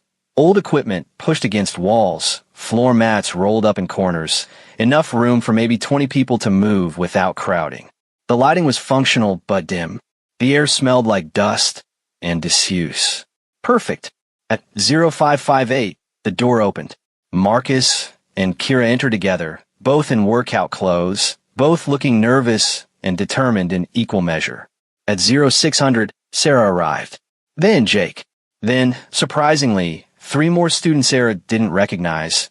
2 human boys who looked like brothers, and a girl with scars on her forearms that spelled out a story Sarah didn't need to hear to understand. At 0603, 2 more students. At 0605, another. By 0610, there were 15 people in the gymnasium. 14 students and 1 teacher. All human. All looking at Sarah like she might have answers they'd been searching for. She looked back at them. 15 faces. Some young, some older. All marked by the same war in different ways. All right, she said. Let's start. They stood in a loose semicircle, waiting. Some of them looked ready to bolt. Others looked like they'd been waiting for this moment without knowing what this was. Sarah gave them 30 seconds of silence. Let them sit with their choice to be here. Let them wonder if they'd made a mistake. My name is Sarah Vance, she said finally. Captain, Earth Defense Forces, retired. I fought in the war for 6 years. Saw action on 14 worlds. Lost most of my platoon. Survived anyway. She paused. I'm not going to waste time pretending I'm here to teach you conflict resolution or cultural sensitivity or any of the other things the collective thinks will fix what's broken about this place. One of the boys had to be 16, maybe 17, with that kind of wiry build that came from growing up without enough calories. Raised his hand tentatively. You don't need to raise your hand, Sarah said. This isn't a classroom. You got something to say, say it. What are we doing here? Good question. What's your name?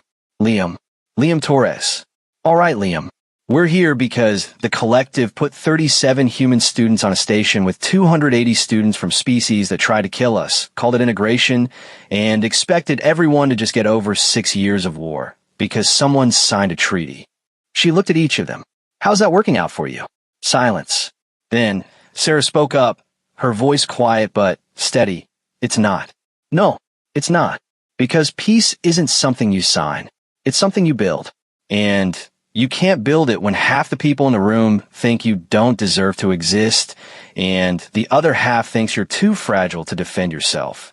Sarah moved to the center of the space. So here's what we're going to do. I'm going to teach you how to exist in a place that doesn't want you. How to read threats. How to defend yourselves when defense becomes necessary. And how to stop being victims in a system designed to make you invisible. The girl with scars on her forearms. She looked maybe 18, said, they'll expel us if we fight back. Maybe. Probably. Depends on how you fight back and who's watching. Then what's the point? The point is that right now, you're losing by default. You're isolated. Afraid. Waiting for adults to fix problems that adults created. Sarah looked at her. What's your name? Chun. Amy Chun. Related to Kira. Cousin. We were in the same refugee camp on Titan. Sarah looked at Kira, who nodded confirmation. All right, Amy. You're right that fighting back has consequences. But, so if it is not fighting back, so does making yourself small and hoping predators lose interest. You know what happens when you do that? What? They learn that you're easy prey. And easy prey gets hunted until there's nothing left. The room was quiet. Jake Morrison stepped forward. I'm not a student. I am faculty. But if you'll have me, I'd like to help. You fought. Sarah asked. 3 years. Artillery. Then, you know what happens when you wait for air support that isn't coming. Yeah. UD. Or you adapt. We're going to adapt. Sarah looked at the group. First rule. What happens in this room stays in this room. You don't talk about it with other students. You don't post about it on social networks. You don't mention it to faculty or administration or your parents. This is Fight Club, one of the boys said. Several people smiled despite themselves. Close enough, Sarah said. Second rule. No one is required to be here. You can leave right now, and there's no judgment. But if you stay, you commit. You show up. You do the work. You trust the people in this room, even when trust is hard. No one moved. Third rule. This isn't about revenge. It's not about picking fights or escalating conflicts. It's about learning to exist without fear. About building something that the collective won't give you, community. Safety. The knowledge that when something goes wrong, you're not alone. Marcus raised his hand, then lowered it, remembering. How do we do that? We start small. Physical conditioning. Self-defense basics. Then we build networks. Information sharing. You see another human student being targeted, you document it. You report it to me or Jake. We coordinate response. We make it clear that humans on this station aren't isolated targets anymore. That sounds like, Liam hesitated. That sounds like organizing. It is. The collective won't like that. The collective doesn't have to like it. They just have to tolerate it. And they will, because the alternative is admitting their integration program is a failure. And that would mean acknowledging 6 years of war didn't end just because they wanted it to. Sarah pulled out a data pad. I need information. Who here has experienced harassment, assault, or threats from non-human students in the past 3 months? 12 hands went up. Out of 15. 12. Sarah felt that cold thing in her chest get colder. Who's reported it to administration? Her hand stayed up. Of those 4, who got a response that actually helped? All 4 hands went down. Right. Sarah pulled up a blank form on the data pad. We're going to fix that. One at a time. I want you to tell me what happened. Dates, locations, witnesses, if any. I'm going to document everything. And then we're going to build a case that even the collective can't ignore. They spent the next 90 minutes talking. Some of the stories were recent. Incident from the past week, the past few days. Others were older, scars that had been carried in silence because silence seemed safer than acknowledgement. A Virian student who'd shoved Liam into a wall during a corridor rush, then claimed it was an accident when faculty investigated. The bruises on Liam's ribs said otherwise. 3 Cowrick's adolescents who'd cornered Amy in the hygiene facilities, blocking her exit while they discussed, in their own language, thinking she wouldn't understand whether humans could survive exposure to Cowrick's toxin. She'd understood every word. She'd been studying Cowrick's biology since the war, learning the enemy, learning how to hurt them if she ever needed to. A Severian who'd stolen Marcus's research data and submitted it under their own name. When Marcus reported it, the instructor had sided with the Severian, saying Marcus should have secured his files better. Story after story. 12 students. 27 documented incidents in 3 months. Not within acceptable parameters. Not even close. When they finished, Sarah looked at the data pad. Then, she looked at them. Here's what's going to happen, she said. I'm going to take this to Director Moth. I'm going to force them to acknowledge that this station has a systemic problem. And while I'm doing that, you're going to learn to defend yourselves. When Sarah asked, now, right now, everyone pair up. They did, awkward and uncertain. Sarah moved through the pairs, adjusting stances, correcting positions. Most of them had no training. A few had basic self-defense from before the war. None of them were prepared for what they might face. She started with the simplest things. How to stand, how to move your weight, how to protect your vital areas without looking like you're protecting them. Most altercations won't be physical, she said. They'll be verbal, intimidation, crowding, making you feel small without ever touching you. But if it does get physical, you need to know 3 things. She demonstrated on Jake, who'd volunteered to be the practice dummy. 1. Your goal isn't to win a fight. It's to create enough space to escape. 2 strikes maximum, then run. You understand? They nodded. 2. Target vulnerable areas. Throat, eyes, knees. Doesn't matter how big or strong they are if they can't breathe or see or stand. She showed them the basics. Palm strike to throat. Thumb to eye socket. Knee to kneecap. Not elegant. Not sporting. Just effective. 3. Make noise. Scream. Yell. Draw attention. Most predators rely on isolation. Take that away, and they lose their advantage. They practiced for 40 minutes. Slow at first, then faster.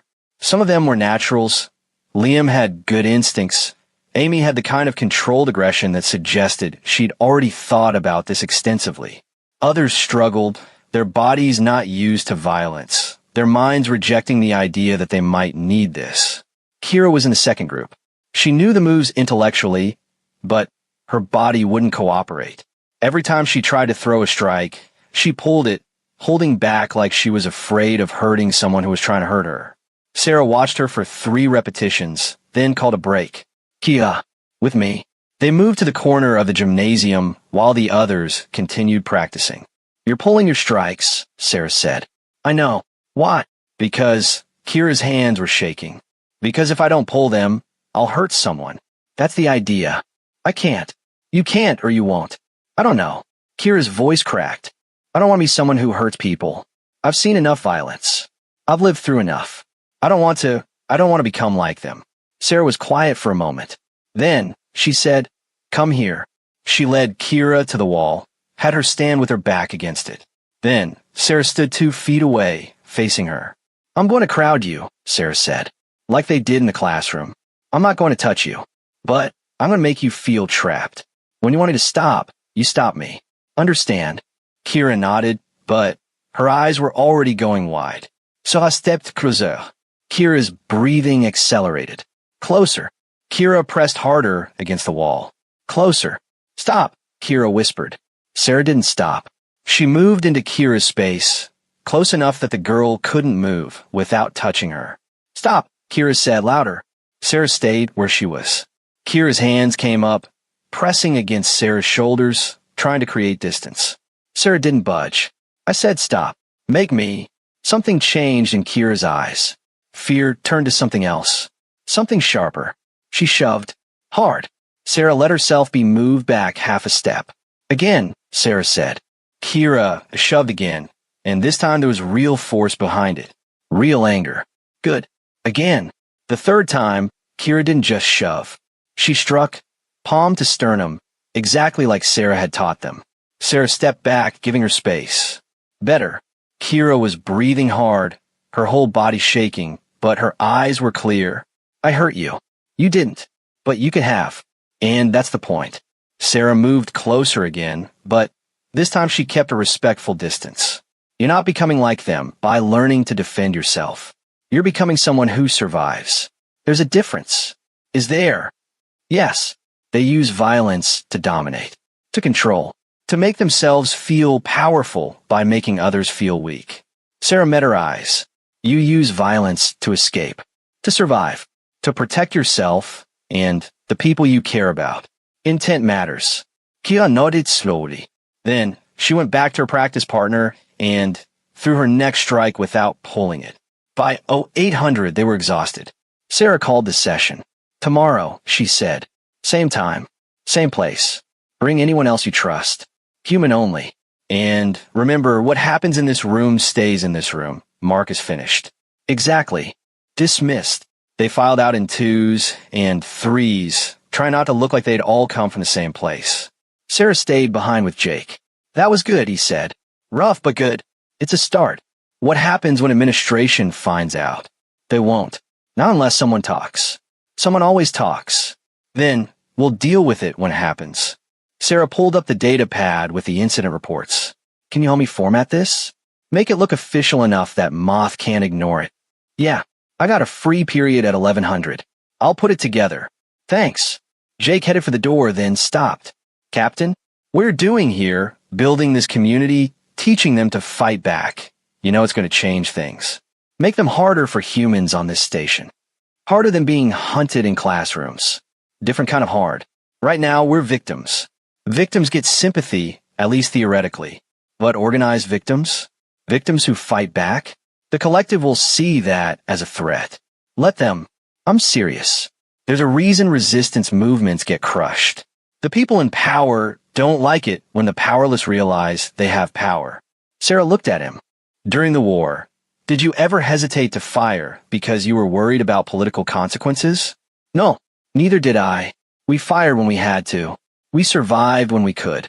And we did it because the alternative was dying quietly. She moved toward the door. This is the same thing, just a different battlefield. She spent the rest of the morning in her quarters, reviewing security footage she technically shouldn't have access to, but did anyway, because bureaucratic incompetence was sometimes a gift. The station's surveillance system was comprehensive, but not perfect. Most public areas were covered. Classrooms had audio and video. But there were gaps, storage areas, maintenance corridors, sections of the dormitory wings where budget cuts had delayed camera installation. She mapped the gaps. 23 blind spots across the station where things could happen without official record.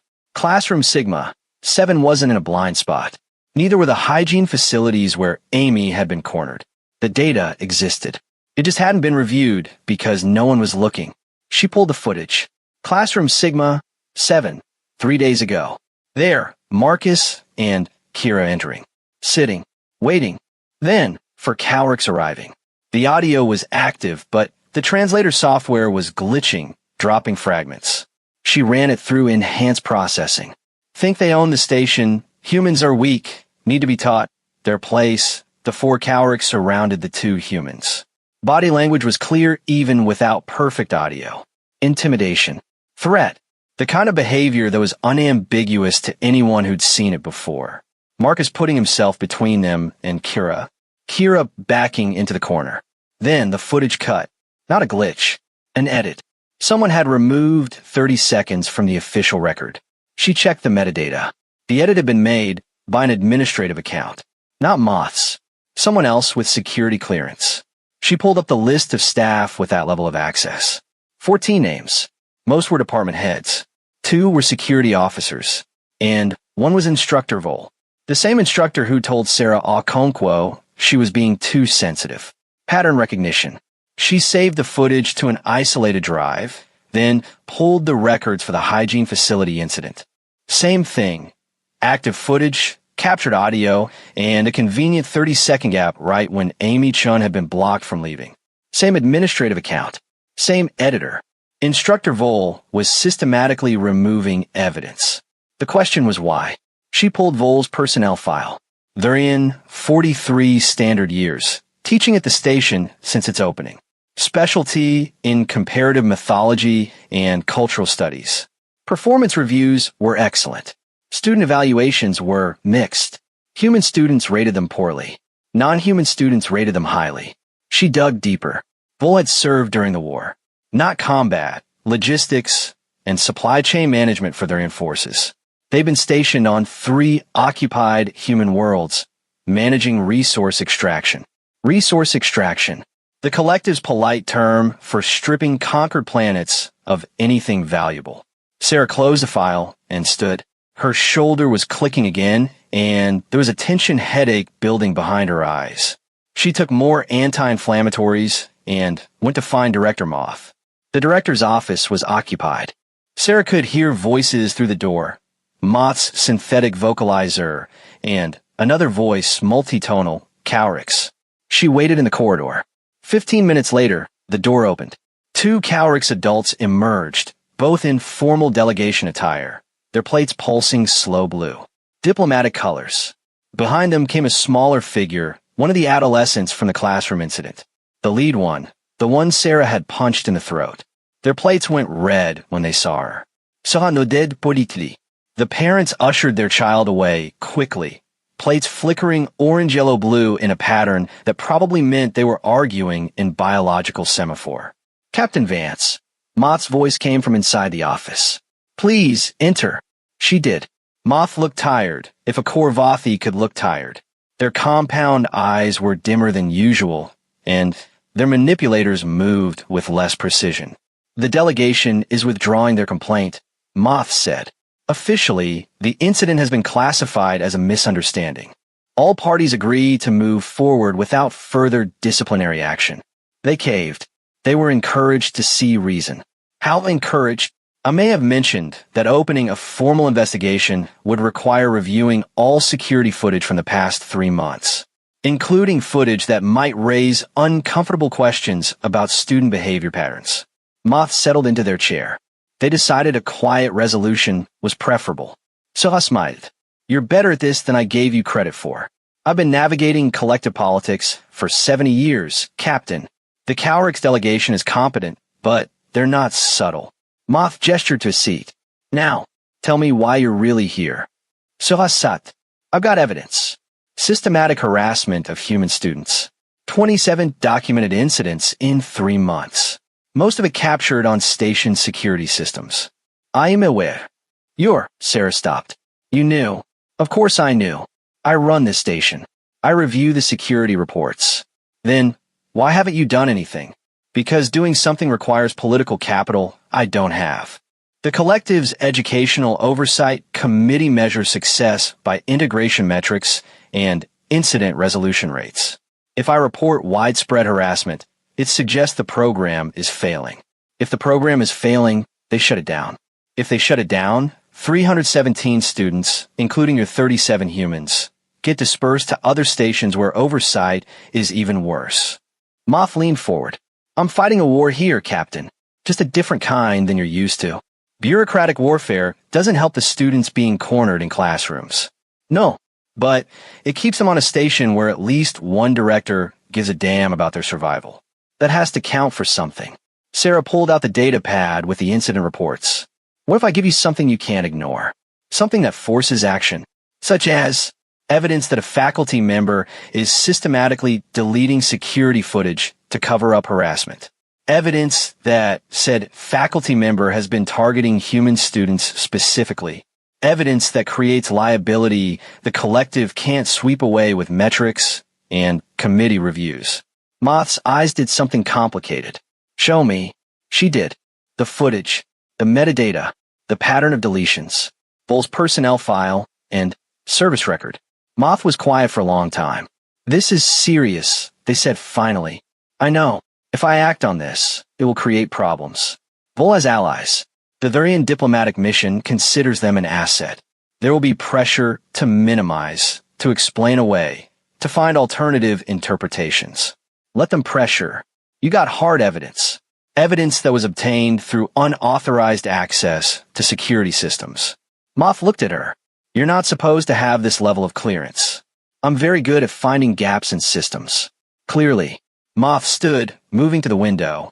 Outside, a transport shuttle was departing, running lights, disappearing into the dark. If I pursue this, I need to be certain. Absolutely certain. Because once I start, I can't stop halfway. Either Vol is removed, or I am. I'm certain. You're biased. You want someone to blame. Someone to punish. I want someone who's actively harming students to stop being in a position to harm students. Moth turned back to her. Tell me honestly, is this about justice? Or is this about revenge? Sarah met their compound gaze. Does it matter? It does to me. She thought about that. About Kira in the corner of a classroom. About Sarah eating alone. About 12 students with stories of being targeted and ignored. About the difference between justice and revenge, and whether there was any meaningful distinction when the outcome was the same. I can't tell you my motivations are pure, she said finally. I'm angry. I want someone to pay for what's happening here. But I also wanted to stop. I want these students to be able to exist without fear. If that's revenge disguised as justice, fine. I'll live with that. Moth was quiet for another moment. Then they nodded. I'll open an investigation. Quietly. Internal review first. If the evidence holds, I'll escalate to the collective's ethics board. They fixed her with that unreadable gaze. But, Captain, I need you to stop. Stop what? Whatever you're building in Gymnasium Level 3. Sarah felt her expression go carefully neutral. I don't know what you're talking about. Yes, you do. Environmental sensors registered unusual activity this morning. 15 individuals. Elevated heart rates suggesting physical exertion. I didn't check the visual logs because I didn't want to know what you're doing. Moth moved closer. But I'm not blind. You're organizing them, creating some kind of group. And while I understand the impulse, I need you to understand the danger. They need community. They need safety. There's a difference. Is there? Because from where I'm standing, safety requires community. Requires knowing you're not alone. Requires having people who will stand with you when standing alone isn't enough. And when the collective sees that community as a threat, when other species start organizing in response, when this station becomes a powder keg of competing factions, Moth's vocalizer dropped to a frequency that made Sarah's bones ache. You're a soldier, Captain. You know what happens when tensions escalate. You know how quickly controlled conflict becomes chaos. I also know what happens when good people do nothing while bad things keep happening. I'm not asking you to do nothing. I'm asking you to be smart about what you do. Sera stud. I'm being as smart as I know how. I'm teaching students to defend themselves. I'm building networks so they're not isolated. I'm documenting evidence and bringing it to you so you can act through official channels. That's smart. It's also dangerous. So, is walking through corridors alone when you're human on a station full of species that remember the war differently than we do? Moth sighed, or made the Korvathi equivalent, a sound like wind through hollow spaces. I won't stop you, but I won't protect you if this goes wrong. I'm not asking for protection. I'm asking for you to do your job. I'm doing my job. I'm trying to keep 317 students alive and functional in a political environment that wants them to be symbols of integration instead of actual children with actual needs. Moth gestured to the door. We're done here. I'll review the evidence against Vol. You'll continue your mentorship duties. And we'll both pretend that nothing else is happening until pretending stops being an option. Sarah left. The rest of the day passed in a blur of classes and administrative duties. She taught a session on Earth military history to a class of mixed-species students who clearly didn't want to be there. She attended a faculty meeting about curriculum development where no one mentioned the elephant in the room. She filed reports and answered messages and did all the things a teacher was supposed to do. And at 1800 hours, she received a message on her personal comm Meet Me. Observation deck. Alone. With no signature. But she knew who it was from. The observation deck was empty when she arrived. Night's cycle was beginning, the crystal panels dimming to starlight. She stood at the window and waited. Instructor Vol appeared from the shadows like something conjured.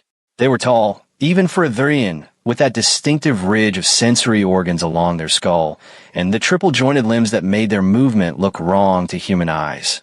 Captain Vance, they said.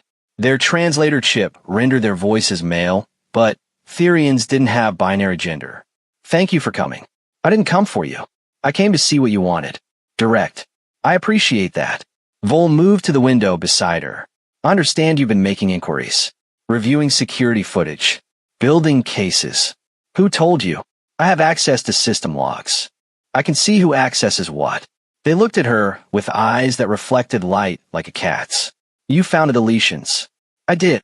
And you reported them to Director Moth. Yes. Vol nodded slowly. I expected as much. You're thorough, methodical, qualities I respect, even when they work against my interests. Why did you do it? Sarah asked. Delete the footage. Cover up the harassment. Because the truth would complicate things. Complicate things for who?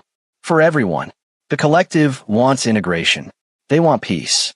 They want to believe that putting former enemies in close quarters will create understanding. Vol's voice was quiet, but understanding requires equality. And humans aren't equal here. Because of people like you. Because of the war. Because humans lost. Because in nature, losing species don't get to dictate terms. They turn to face her fully. I served during the war, Captain. I saw what humans did when they were backed into corners. The scorched earth tactics. The biological weapons, the willingness to sacrifice entire worlds rather than surrender. We were fighting for survival. So were we. So were the Kauriks. So were the Severians and the Korvathi and every other species that looked at humanity and saw an existential threat. Vol's expression was unreadable. The war ended because cooler heads prevailed. Because diplomats on both sides realized that mutual annihilation served no one. But the soldiers who fought, the civilians who suffered, they don't forget. They don't forgive. So you delete evidence. Let students be harassed. Because we lost the war, we deserve it.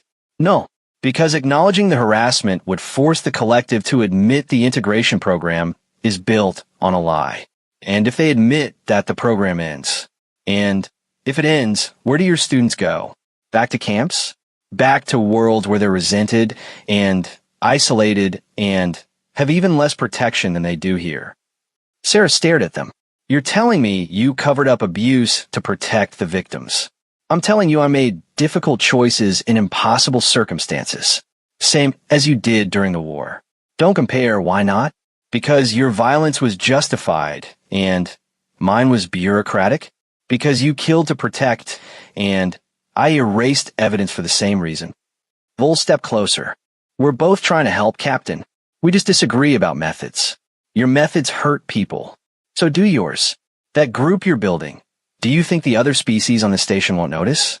Won't feel threatened? Won't start organizing in response? Vol's voice went soft. You're creating the conditions for war. Again, just a different kind. I'm creating the conditions for survival. They're the same thing. That's what you don't understand. Every survival instinct, every protective impulse, every community you build, it's all tribal warfare wearing different clothes. You survived the last war by being better at killing than the species trying to kill you. You'll survive this one the same way. This isn't a war, isn't it? Look around, Captain. Look at the patterns. The territorial divisions, the resource competition, the in-group loyalty, and out-group hostility. War doesn't need weapons. It just needs people who believe they're fighting for something worth the cost. Sarah's hand went to her hip. Empty, as always. No weapon, just muscle memory and 6 years of reflexes that didn't care about treaties. Why are you telling me this? She asked. Because Director Moth is going to investigate. They'll find the evidence you provided. They'll remove me from the station. And when they do, the students who've been relying on my discretion, the ones who confide in me, who trust me, they'll lose that resource. Vol moved back toward the shadows. I'm telling you because someone needs to take my place. Someone needs to be the person who makes hard choices to keep the peace, even when peace requires looking away from small injustices to prevent larger ones. That's not peace. That's cowardice. Call it what you want. But when this investigation concludes, and I'm gone, and the students you're trying to protect face consequences you didn't anticipate, remember this conversation. Remember that I offered to work with you. Work with me. I know things. I see things. I have connections across species lines that you don't. Vol paused at the edge of the light. Together, we could actually help these students. Keep them safe. Guide them through a system that was designed to chew them up.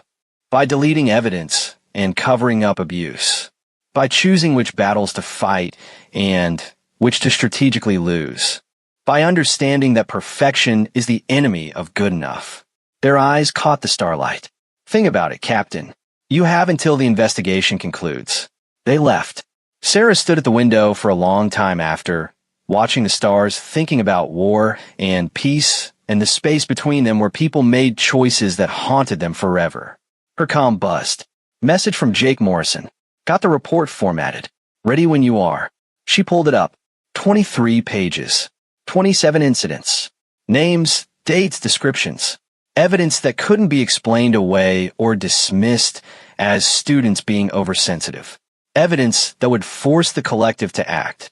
She forwarded it to Director Moth with a simple message. This is what's happening on your station. Fix it.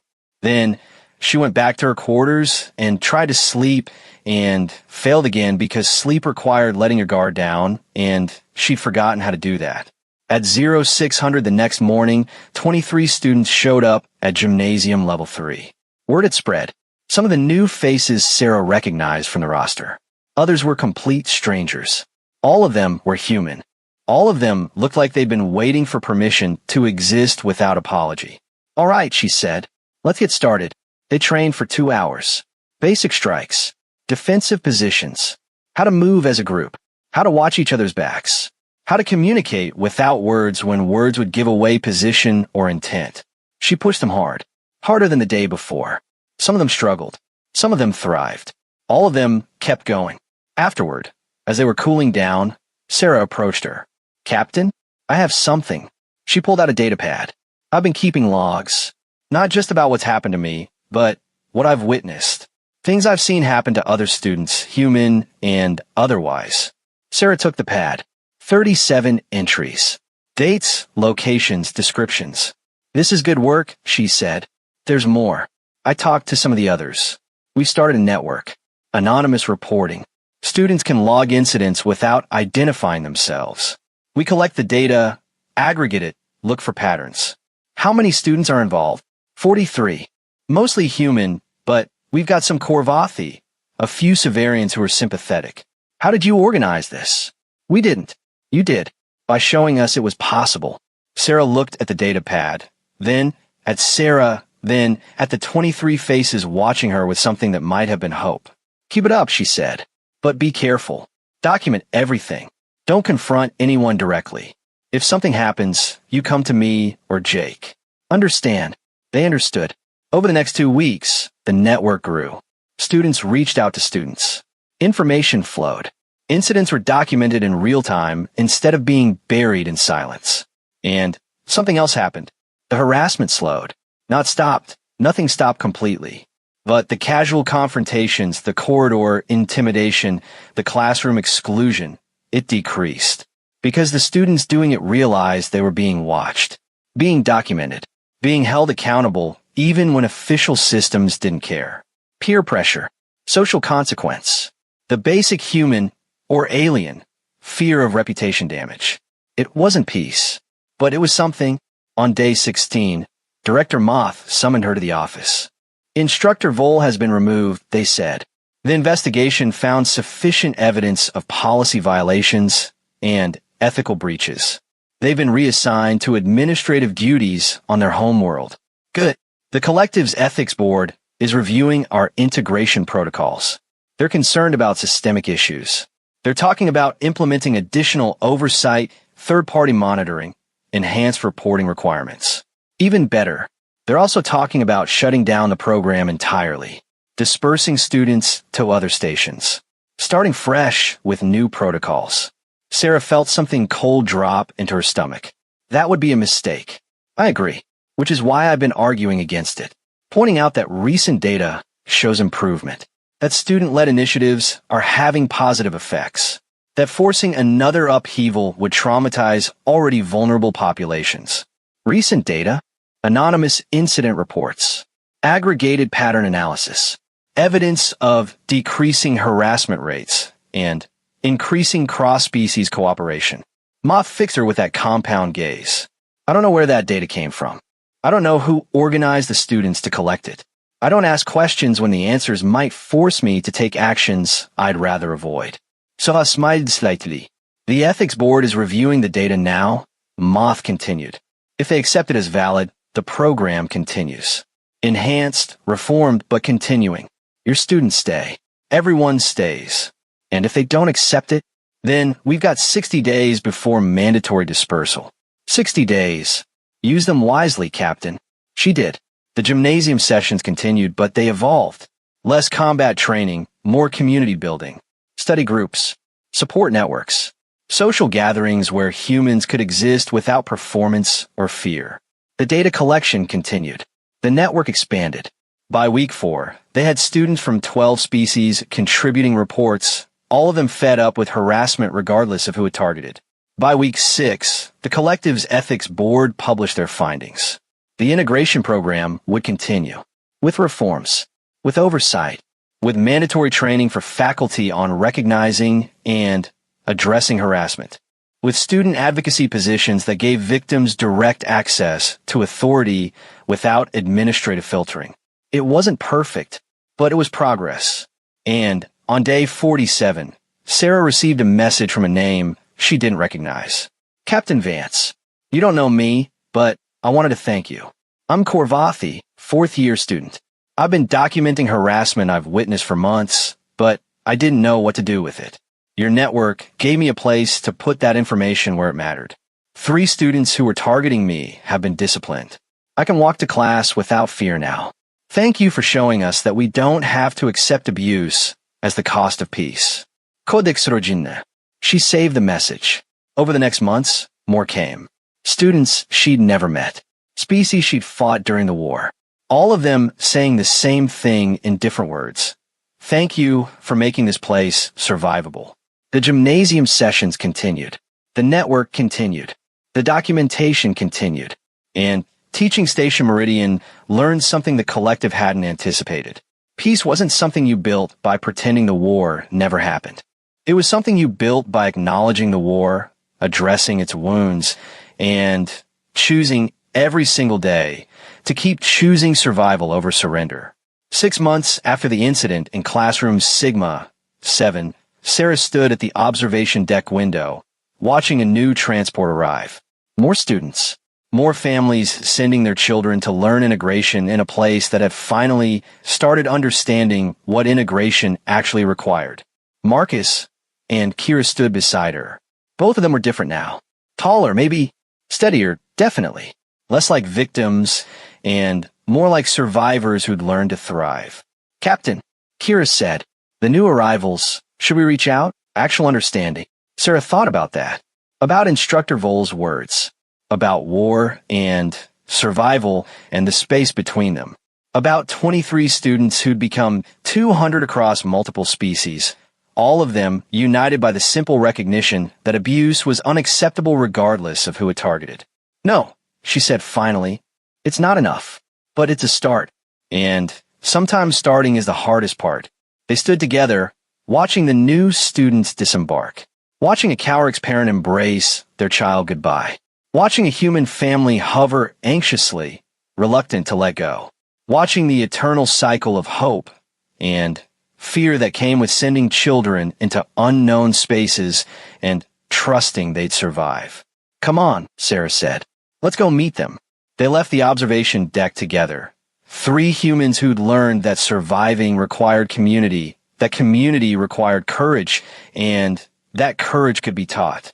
Behind them, through the window, the stars wheeled slowly past.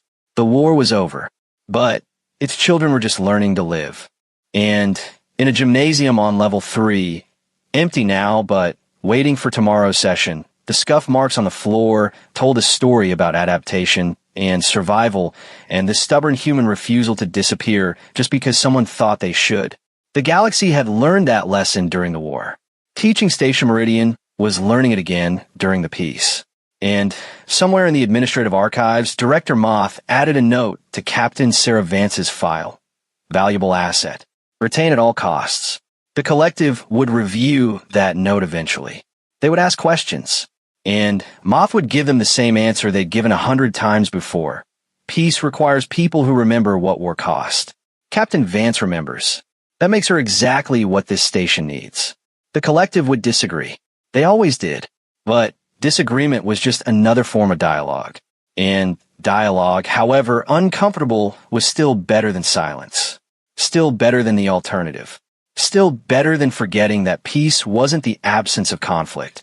It was the choice to keep choosing understanding over annihilation, even when understanding was hard, even when it hurt, even when it required humans who'd been built for war to learn how to build for peace instead. Captain Sarah Vance had been a soldier. Now she was a teacher. The job description had changed. The mission remained the same. Protect. Survive. Adapt. Keep the ones who matter alive. Make tomorrow slightly better than today. And if that meant breaking a few doors and a few noses and a few bureaucratic protocols along the way, well, some things were worth the cost.